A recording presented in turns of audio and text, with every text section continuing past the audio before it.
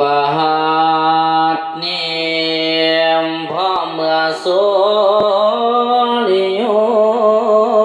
เกินบุลาผ้าฝ่าไม้ลมพัดต้นหลอกไม้ขจันโคกินหอม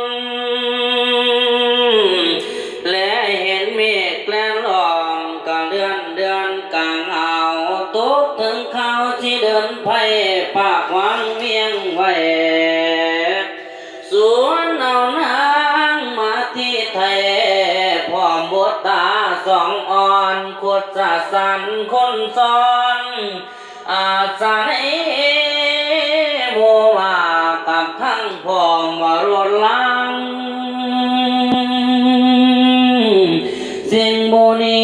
บอกได้จากท่านหมดบอกแกนางมาที่แก้วให้เตรียมตัวอุ้มลูกลาเอ้ยให้นา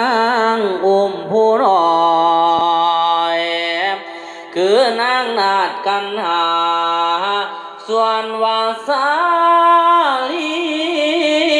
พาพี่พระองค์ที่เอาอุ้มมาที่พุ่มไฟน้ำจนละเท้าอกอังเดียวขึ้นดังเก่าบ่ได้น้ำตาย่อยว่ายาวลุ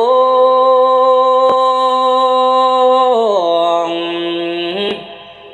เอาแล้วจบไปนี่พ่อที่ขี้คานว่าอีวังลงก่อนนา